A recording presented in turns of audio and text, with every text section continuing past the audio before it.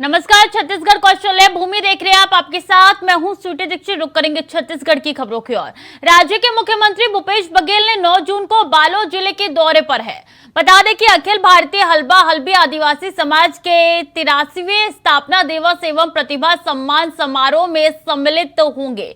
उनके आगमन के लिए यहां भव्य तैयारियां की गई है, जिसकी तस्वीरें आपके साथ साझा करें। बालोद की ये तस्वीरें जहां पे यहाँ पे सीएम भूपेश बघेल आने वाले हैं और भव्य तैयारियां यहां पे चल रही है। कई दिनों से ये तैयारी चल रही है। ऐसे में समारोह में वो शिरकत करने वाले हैं, जिसकी तैयारियां जोरों शोरों पे चल रही है और तैयारियों की तस्वीरें आप तक पहुंचा रहे हैं कि आगमन से पहले ये तैयारियां हैं, ये तस्वीरें आगमन से पहले की है। और ऐसे में सीएम भूपेश बघेल बालोद दौरे पर रहेंगे और इस समारोह में शिरकत करेंगे सीएम भूपेश बघेल। और ये तैयारी उस समय की है जब सीएम भूपेश बघेल आएंगे, उससे पहले की जिसकी तस्वीरें आपके साथ साझा कर रहे हैं। बालोद दौरे पर सीएम भूपेश बघेल रहने वाले हैं और ऐसे में इस समारोह में शिरकत करने पहुंचेंगे सीएम भूपेश बघेल, और जिसकी तैयारी कई दिनों से चल रही थी। ऐसे में यहाँ पे पुलिस बल भी काफी संख्या में मौजूद है और तैयारियां काफी जोरों से हो रही है। भव्य तैयारियां हो रही है। ये तस्वीरें आपके साथ साझा करें उसी समारोह से जहां पे सीएम के आगमन से पहले की ये तैयारियां हैं, किस तरीके से यहाँ पे पूरी तरीके से प्रबंध किया गया है। बालोद में ये समारोह होने वाला है, जिसकी तैयारियां आपके साथ साझा कर रही हैं।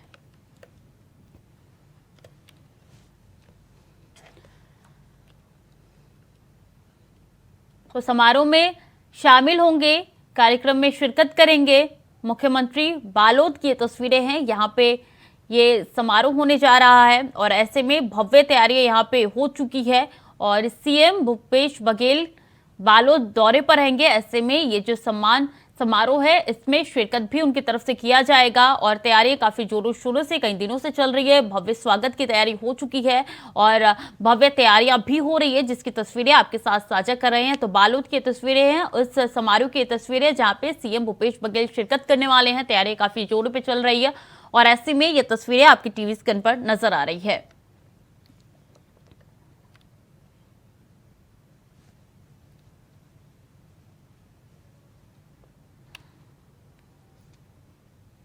तो सीएम भूपेश बघेल बालोद दौरे पर रहेंगे और इससे पहले की ये तस्वीरें हैं जो आपके साथ साझा कर रहे हैं। बता दें काफी अहम उनका ये दौरा रहने वाला है, क्योंकि छत्तीसगढ़ में विधानसभा चुनाव बेहद करीब है। ऐसे में सीएम के कई दौरे लगातार एक के बाद एक हो रहे हैं और इसी संदर्भ में एक और दौरा बालोद का रहने वाला है। ये समारोह की तस्वीरें हैं जिसमें शिरकत करने वाले सीएम भूपेश बघेल और यहाँ पे काफी भारी मात्रा में कुर्सियां भी लगी है, यानी कि यहाँ पे काफी जनता इकट्ठा होने वाली है। इसी खबर पर ज्यादा जानकारी के साथ मनोज शुक्ला हमारे साथ जुड़ चुके हैं। मनोज, क्या है जानकारी, कितनी देर में पहुंचेंगे सीएम बघेल और क्या कुछ कार्यक्रम में आगे रहने वाला है? मुख्यमंत्री भूपेश बघेल आज बालोद सहित 3 जिलों का दौरा कर रहे हैं और स्वाभाविक सी बात है, चुनाव सामने है, जिसे देखते हुए मुख्यमंत्री भूपेश बघेल लगातार अपनी भेंट मुलाकात कार्यक्रम के तहत दौरा किए और अब जो है जहाँ जहाँ पे टूटा हुआ उनका कार्यक्रम है वहाँ पहुँच कर वो अपनी पूरी वहाँ से लोगों का फीडबैक ले रहे हैं सरकारी योजनाओं का।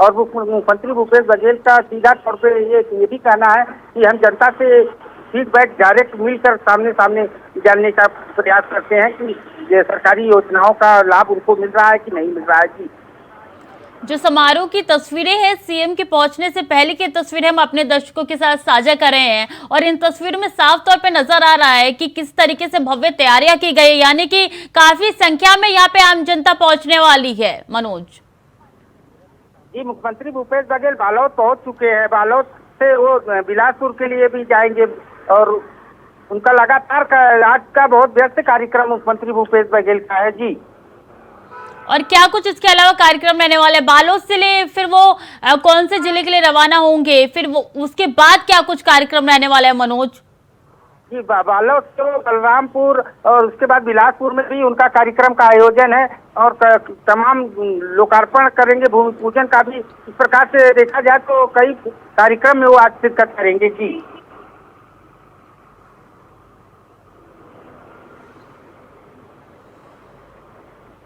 बने रहिए हमारे साथ, अगली खबर में भी आपका रुख करेंगे।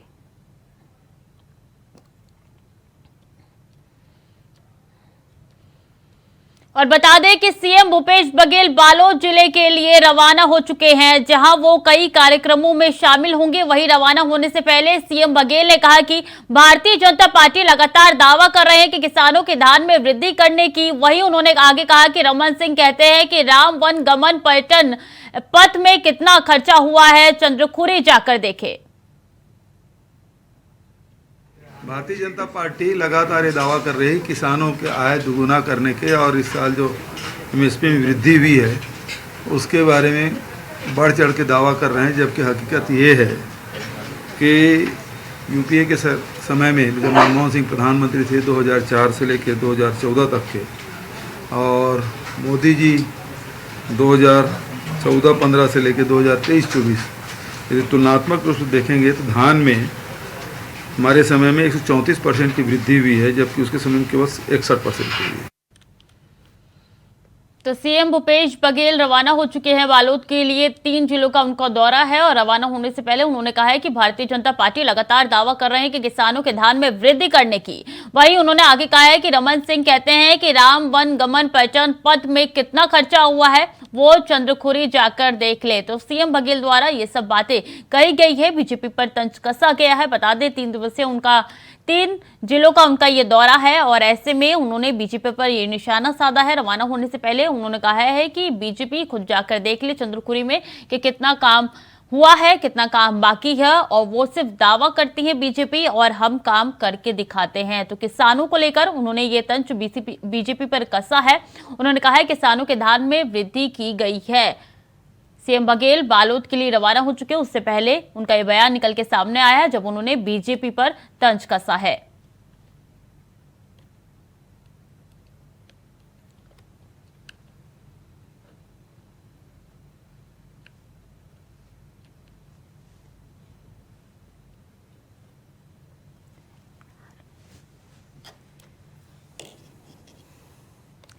तो रमन सिंह कहते हैं कि राम वन गमन पर्यटन पथ में कितना खर्चा हुआ है, चंद्रखुरी जाकर देखे।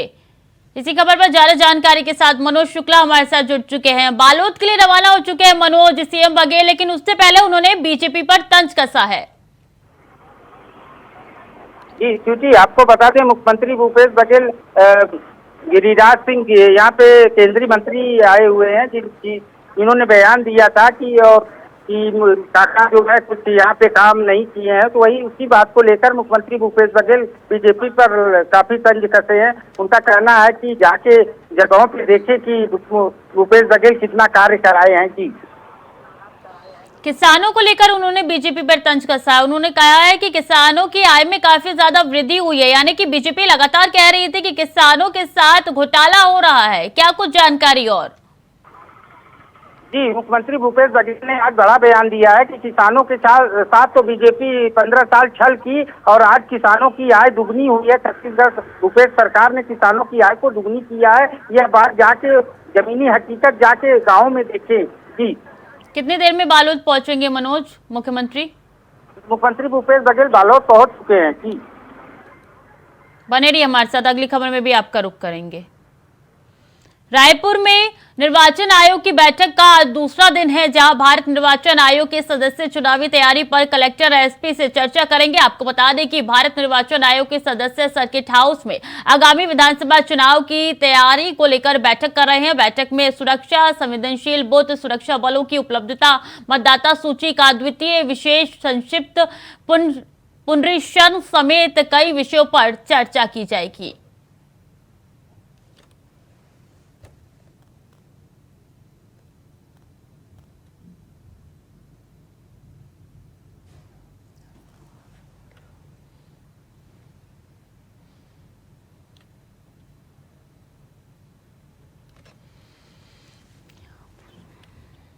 लगातार हमारे साथ मनोज शुक्ला बने हुए हैं। मनोज, क्या कुछ जानकारी है? निर्वाचन आयोग की बैठक का दूसरा दिन है, क्या कुछ अपडेट?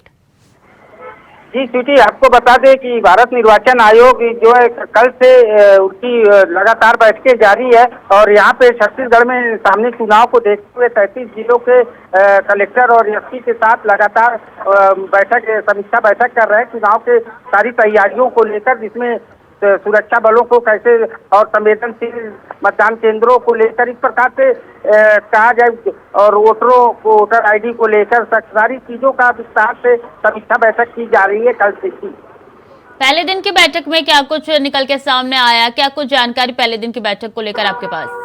जी, पहले दिन के बैठक में भी यही सब सवाल जो है सबसे किया जा रहा था। कुछ लोग बचे थे 15 जिलों के एसपी और कलेक्टर से आज चर्चा हो रही है कि कैसे चुनाव को संपूर्ण ढंग से सुनिश्चित कराया जाए, जिसे लेकर समीक्षा बैठक लगातार अभी भी जारी है। जी, कितने दिनों तक ये बैठक हो सकती है? किस किस चीजों पे ध्यान जा सकता है इस बैठक में, क्या जानकारी? सबसे महत्वपूर्ण बात ये छत्तीसगढ़ में संवेदनशील बूथ जो है उसको लेकर समीक्षा बैठक की जा रही है कि कैसे वहां पर अच्छे ढंग से चुनाव संपन्न कराया जा सके। साथ ही साथ सुरक्षा बलों की तैनाती कैसे की जाए और साथ ही साथ इसके साथ ही वोटर आईडी को लेकर भी वोटरों को कैसे मतदान पत्र सही तरीके से उनपे वितरित हो सके, इन सब बातों को लेकर चर्चा हो रही है। जी, बहुत बहुत शुक्रिया मनोज तमाम जानकारियों के लिए।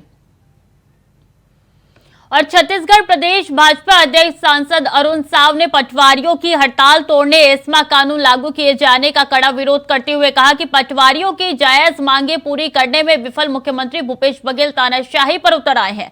सरकार का काम जनता की सेवा में तैनात सरकारी कर्मचारियों का समुचित पोषण करना है ताकि वो जनता की सेवा पूरी मुस्तैदी से कर सके, लेकिन भूपेश बघेल सरकार अपने ही कर्मचारियों का दमन कर रही है। हड़ताल पर बैठे पटवारियों ने उचित मांगों की पूर्ति के लिए अनशन का रास्ता चुना है। उन्हें उम्मीद थी कि सत्ता में आने के बाद कांग्रेस ने हर तरीके के कर्मचारियों को जब से सब्जबाग दिखाए थे उन्हें धरातल पर लाएगी। प्रदेश कांग्रेस अध्यक्ष की हैसियत से भूपेश बघेल हर हड़ताली पंडाल में पहुंच जाते हैं, फिर वक्त से किए वायदे पूरे करने का तो दूर कर्मचारियों की मांगों को सुनने का भी जोश नहीं रखते। सुने और क्या कुछ कहा उन्होंने। आंदोलन को कुचलने के लिए जिस प्रकार से राज्य सरकार तानाशाही कर रही है, यह अत्यंत निंदनीय है। राज्य सरकार ने वादा किया था और आज वादे से मुकरने का काम कर रही है। एक तरफ जहां वादा से मुकरने का काम कर रही है, आश्वासन से मुकरने का काम कर रही है, वही दूसरी ओर एस्मा कानून लगाकर जिस प्रकार से पटवारियों के आंदोलन को कुचलने का काम राज्य सरकार कर रही है, ये लोकतंत्र में ठीक नहीं है। नारायणपुर जिले के हजारों ग्रामीण मार्ट बचाओ मंच के बैनर तले अपनी 3 सूत्रीय मांगों को लेकर पिछले 8 महीनों से घने जंगलों के बीच धरना प्रदर्शन कर रहे हैं, जहां इनकी मांगे अब तक जिला प्रशासन और राज्य सरकार ने कोई कदम नहीं उठाया, जिससे परेशान होकर ग्रामीण जिला मुख्यालय अपनी आवाज बुलंद करने पहुंचे। आपको बता दें कि धरना प्रदर्शन कर रहे ग्रामीणों को सर्वे आदिवासी समाज, गोंडवाना समाज का समर्थन मिला है। अगर पेशा कानून को ईमानदारी से लागू कर देना कोई प्रॉब्लम नहीं, किसी भी पूरे देश में, देश के आदिवासी इलाके में कोई प्रॉब्लम नहीं, कोई दिक्कत नहीं है। सवाल वही है, हम लोगों ने, इसलिए तो मैंने कहा ना अपने भाषण में, हम जानते थे कि तूफान और आंधी आने वाला है इस देश में, यानी लूटने के लुटेरे आने वाले हैं, जंगल जमीन पानी ये सब उसकी इंतजाम किए हैं। और हमारे सामने अगर उसकी ऐसी की तैसी हो जाए उस कानून की, तो हम सभी के आदमी को तो दुख होता है ना। जो नेताम जी आए थे बहुत अच्छी बताए, जो 1996 के जो पेशा कानून है, पहले जो इतना अबुझमाड़ में कोई लागू नहीं था और उसके पहले जो भी कुछ नहीं था, जो अभी सरकारें पूरी अबुझमाड़ को भी लूटने का कोशिश कर रहे हैं, ये सब चीज़ दादाजी बताए। आदिवासी समाज के नेतृत्व में कुछ क्षेत्र के निवासी जो आदिवासी हैं वो यहाँ पर मांगों को लेकर उन्होंने ज्ञापन दिया है। मूल रूप से पेशा कानून में संशोधन, वन संरक्षण अधिनियम में संशोधन और ग्राम सभा की क्या भूमिका होनी चाहिए, इसके संबंध में इन्होंने ज्ञापन दिया है। मेरे तरफ से उन्हें सूचित किया गया है कि इनमें से अधिकतर जो मांगे हैं इनका निराकरण शासन स्तर पर होना है। इनके विचारों से और इनके ज्ञापन में जो भी इन्होंने मांग की है, इन मांगों से शासन को तत्काल अवगत करवा दिया जाए। आदिवासी समाज के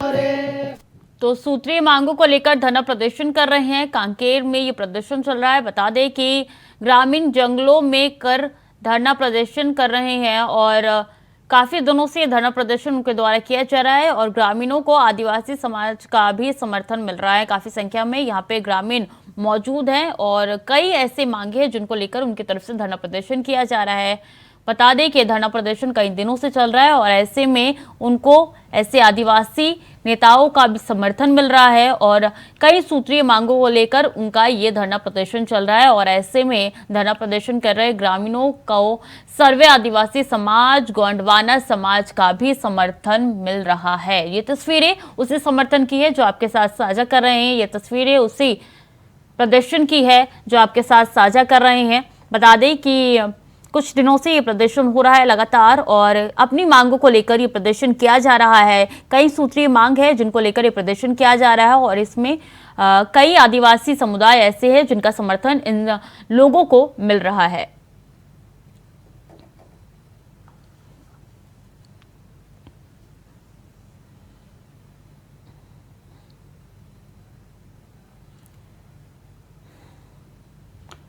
तो ग्रामीणों को आदिवासी समाज का समर्थन मिल रहा है।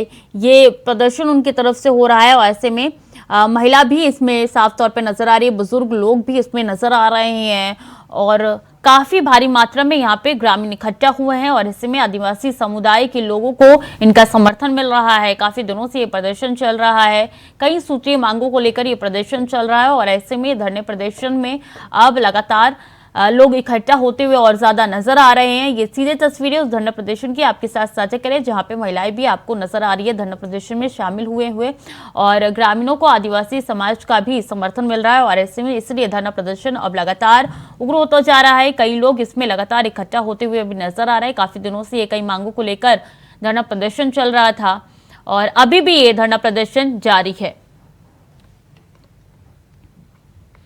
भारतीय जनता पार्टी के सिर प्रभारी नितिन नवीन ने बलौदाबाजार जिले के कसडोल में प्रेस वार्ता लेकर जनताओं को केंद्र के लिए 9 साल की उपलब्धियों के बारे में बताया। उन्होंने कहा कि बीजेपी सरकार ने देश के सभी गरीब परिवारों का जनधन खाता खुलाकर योजनाओं का लाभ सीधे हितग्राहियों के खाते में पहुंचा रहा है।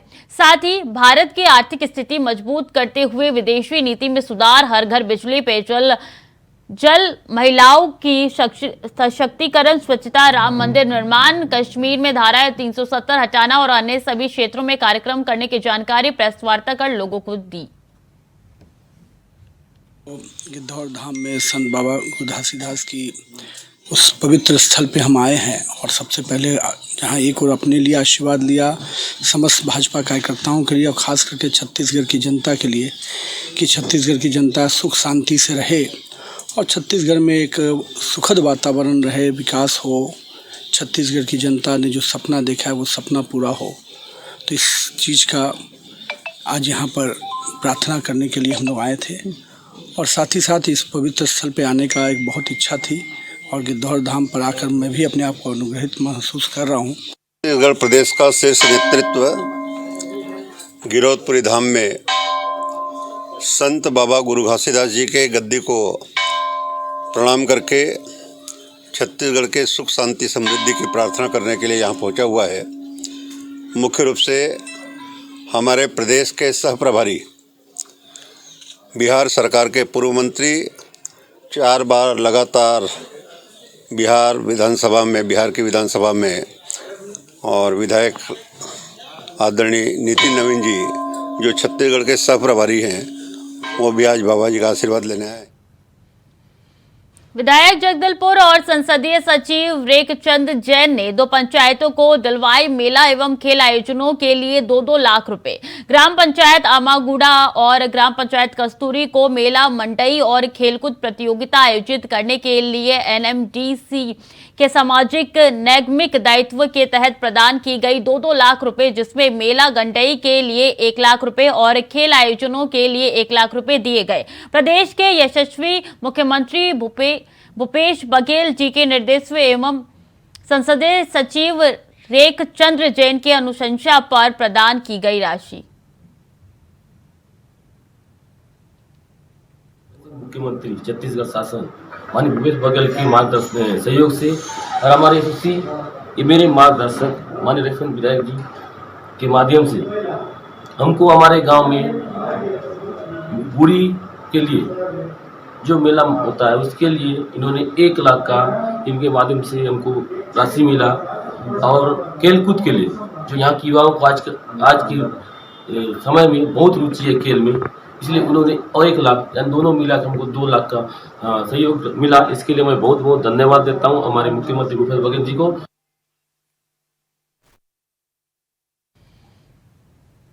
जगदलपुर विधायक और संसदीय सचिव नगरीय प्रशासन और श्रम विभाग रेख चंद्र जैन ने आज एक समारोह में सड़क का भूमि पूजन किया, जहां 71,19,000 रुपए की लागत से मुख्य मार्ग में मांझीपारा तक नई सड़क बनेगी। आपको बता दें कि इस अवसर पर विधायक और संसदीय सचिव ने समारोह को संबोधित करते हुए कहा कि हमारी सरकार में संवेदनशील वनांचल से लेकर शहर और अर्ध शहरी क्षेत्रों में नई सड़कें बनाई गई है। आज हमारी सरकार में पुल पुलिया सड़क निर्माण सहित अधोसंरचना विकास के कार्य किए जा रहे हैं। विधायक और संसदीय सचिव समारोह में पहुंचे। समारोह में सड़क का भी भूमि पूजन हुआ।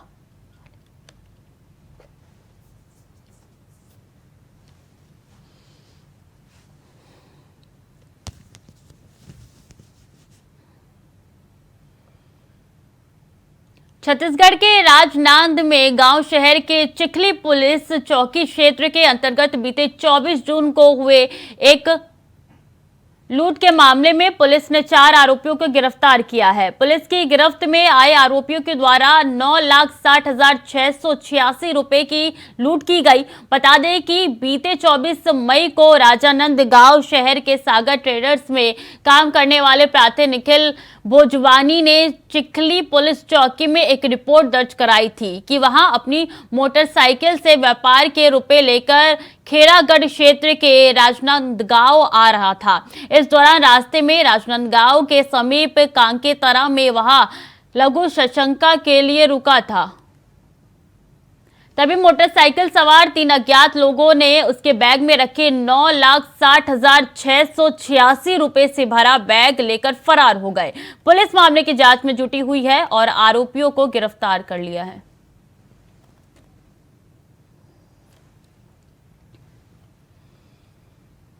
बालोद जिले से होकर गुजरने वाले रायपुर जगदलपुर राष्ट्रीय राजमार्ग 30 पर ग्राम चटौद के पास बर्डिया राइस मिल का भीषण सड़क हादसा हुआ, जिसमें एक युवक की मौके पर ही मौत हो गई। घटना इतनी भयानक थी कि युवक के शरीर के चिथड़े उड़ गए। ये घटना अज्ञात वाहन के कुचलने से हुई। पुलिस मामले की जांच में जुटी है। पुरूर थाना प्रभारी अरुण कुमार साहू ने बताया कि कड़ी मशक्कत के बाद मृतक की शिनाख्त एक शिक्षक के रूप में हुई है।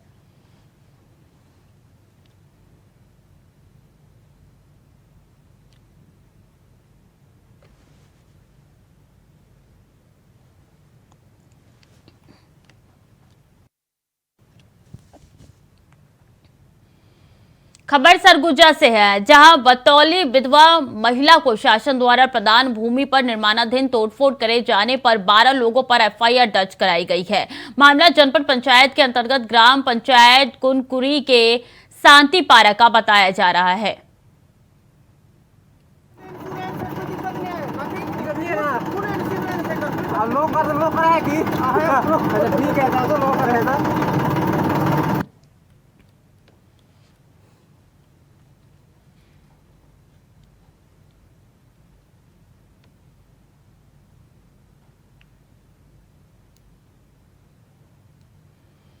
और भिलाई में पति की पत्नी ने की है हत्या। बताया जा रहा है कि रात को चुन्नी से गला घोंटकर यह हत्या की गई है। बता दें कि घरेलू विवाद के कारण हत्या की गई है। पुलिस ने आरोपी महिला को गिरफ्तार कर लिया है। मामला सुपेला थाना क्षेत्र के कृष्णा नगर का बताया जा रहा है।